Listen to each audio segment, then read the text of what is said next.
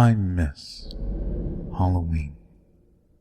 I think to myself as I stare blankly about the empty stone walls. Only the bare essential of a toilet and what passes as a bed occupies the room aside from myself. Not even a blanket or sheet is present to fight off the cold. A deep chill that lays heavy in the cell, making my bare feet and face feel almost numb. The only illumination comes from the flicker of lights from the other side of the tiny window. It hangs at eye height in a door that serves as the only entrance in and out of my cell. The scratches marking the previous tenant's unstable or panicked mind line its perimeter, and it makes me shudder. I do my best to stave off the unease with memories of happier times. Halloween. Most of my happier memories are of Halloween. Every year I'd wait with bated breath for October to roll in and bring me its oranges and blacks. I'd do my absolute best as a kid to find as many opportunities to dress up or to do some sort of activity that held the Halloween spirit. It was such a fun and mysterious holiday in the eyes of an innocent child. And my mother did her best to make it even more special. Though it was just me and her, my father having passed away when I was still an infant, my mother would do her absolute best to accommodate me when it came to Halloween. Money was always tight, but when I was little, she still managed to piece together costumes for me from the most unconventional and cheap places. Eventually, she even taught me how to make costumes myself, and I did just that every year. She would get me fabric or materials, and then eventually, when I was old enough, I would buy them myself. She was so proud when I had shown her my first really well-done costume. So much so, she cried as much as she had done when I graduated high school. All my first costumes were clearly amateur, and ventured on silly as opposed to scary.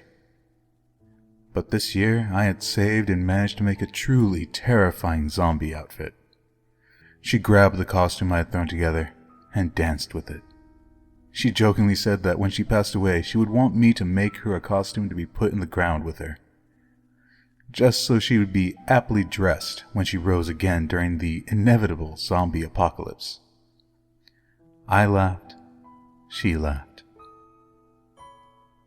Later that year, we discovered she had cancer, and by the following Halloween, my mother passed away. I wrapped up the costume and put it in her coffin, kissed her forehead, and told her forever sleeping face that she could put it on at her leisure. I come back to the present and find my eyes filled with tears.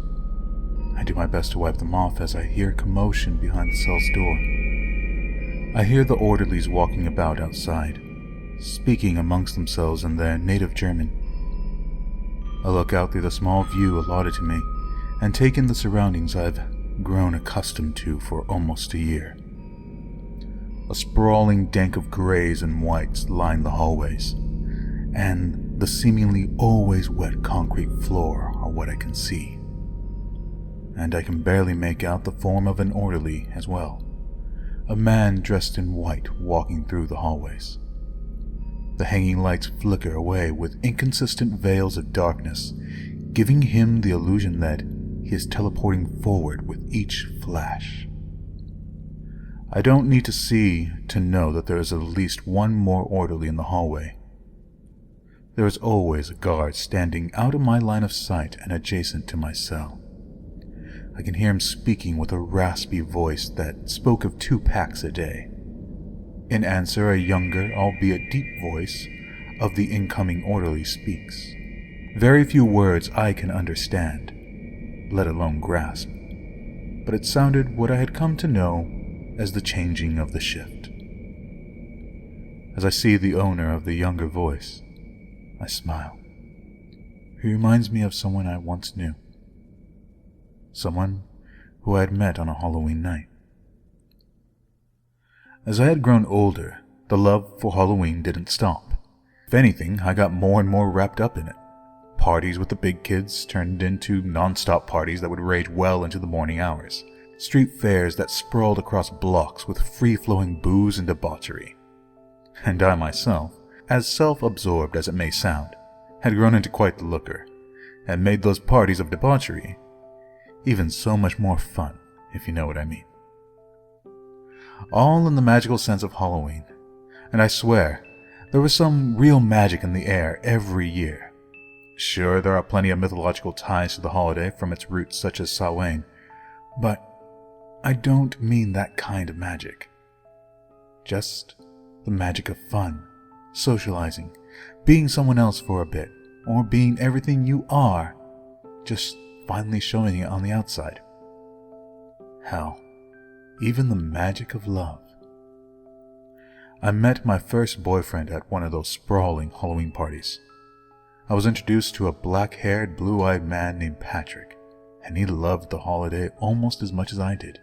He was dressed as one of those massive soldiers from the Gears of War series, and he had done an amazing job on his costume. I had gone as the Angel of Death, complete with nearly working wings. It was an amazing night that became the start of a long relationship. Every single year we dressed up together and made the Halloween season our month-long macabre anniversary. A disgustingly happy duo, enjoying the parties, events, haunted houses, and yes, even as adults, trick-or-treating. Granted, we were taking Patrick's niece out trick-or-treating when her mom couldn't, and we were just taking the opportunity to join in. This lasted for at least 4 years. And then last year, Patrick and I decided to do something different. We wanted to take a trip to Europe and visit creepy places all throughout the month of October that would eventually culminate in Paris on Halloween night. I was hoping to get down into the catacombs. It was the most amazing trip at its inception, having started in Amsterdam and then continuing on, moving from hostel to hostel. We lost track of time practically, and lost track of ourselves in our fun and laughter. I don't think I had ever been happier or more in love.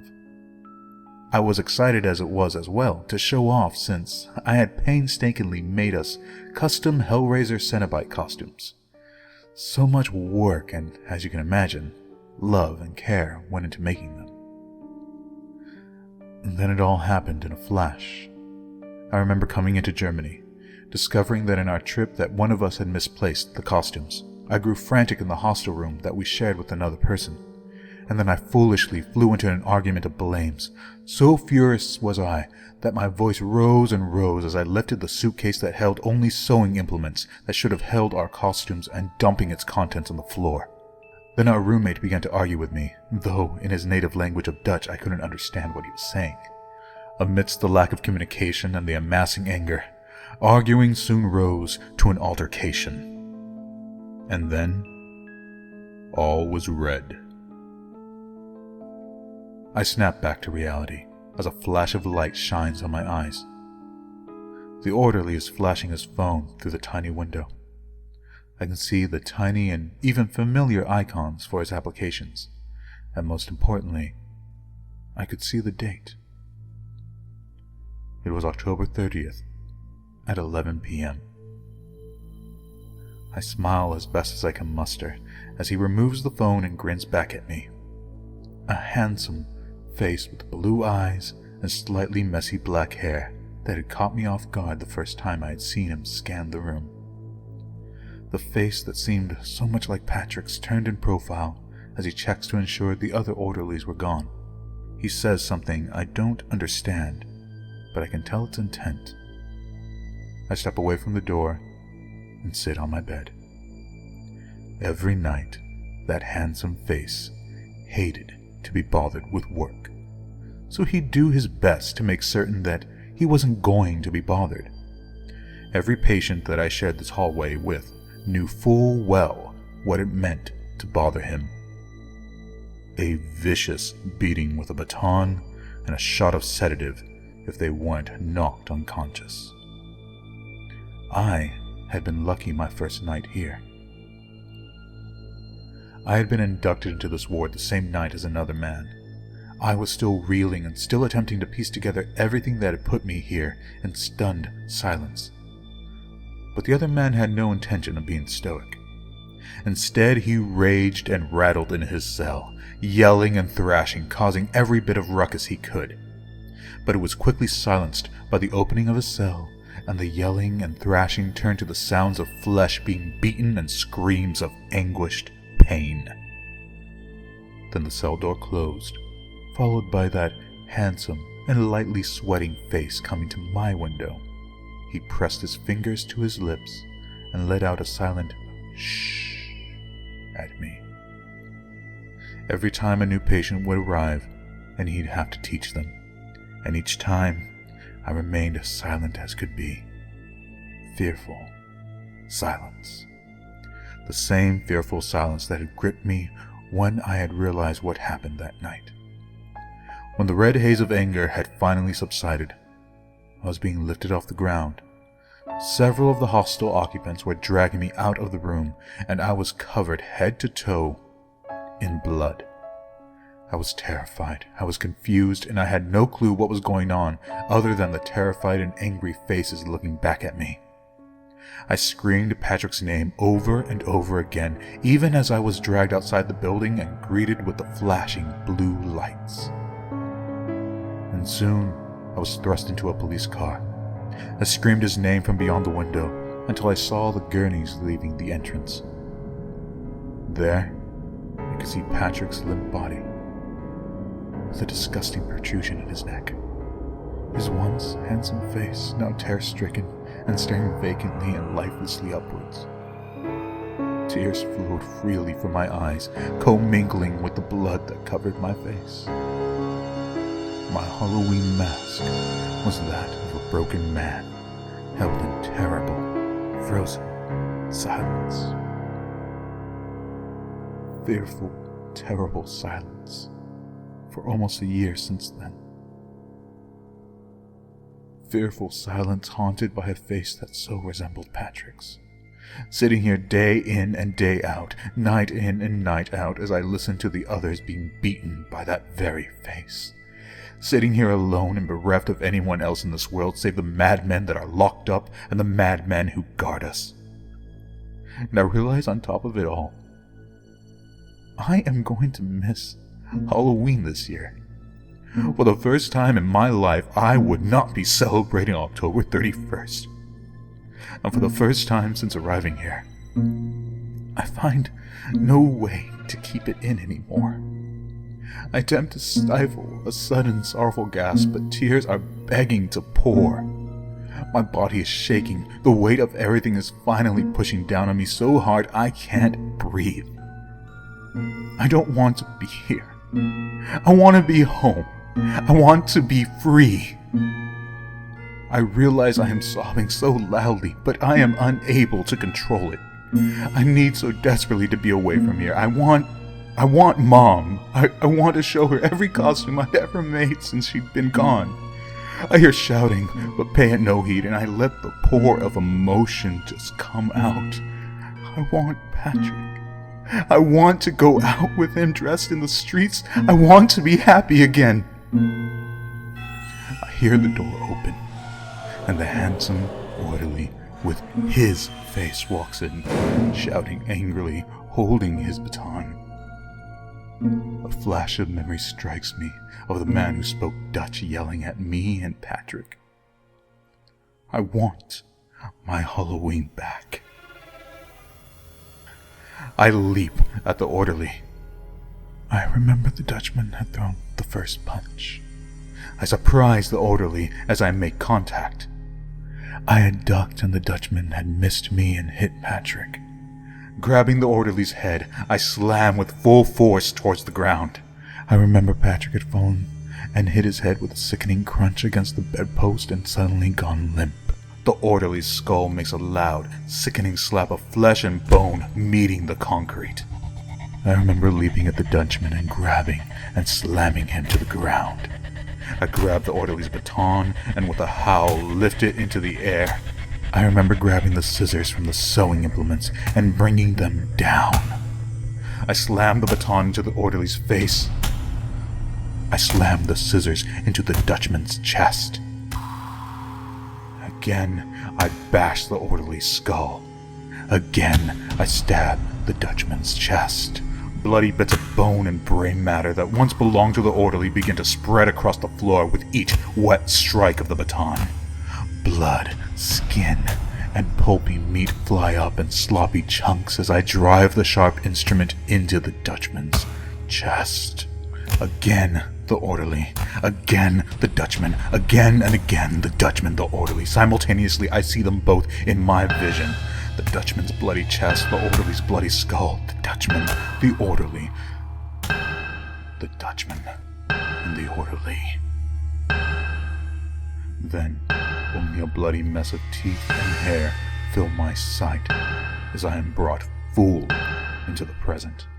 I heave in gasps of ragged breath as I find that I am slamming the baton on concrete. I find that I have been weeping while destroying this man. And as I wipe the tears from my face, I realize that my cheeks and the corners of my mouth hurt. I had been smiling as well. I pick myself up and look down at the orderly's carcass on the ground, and a thought comes to mind. I tear off the clothes and replace mine with them. Grabbing the keys he had and the baton, I leave the cell and walk down the hallway. I smile and wipe the last remaining tears of my face as I walk past each silent cell and unlock them. Once each one was done, and each lunatic began to emerge from their dark isolation, I turned my attention to the exit. I walk purposefully to it in my hastily put together costume, and I can't help but smile and think, Happy Halloween to me.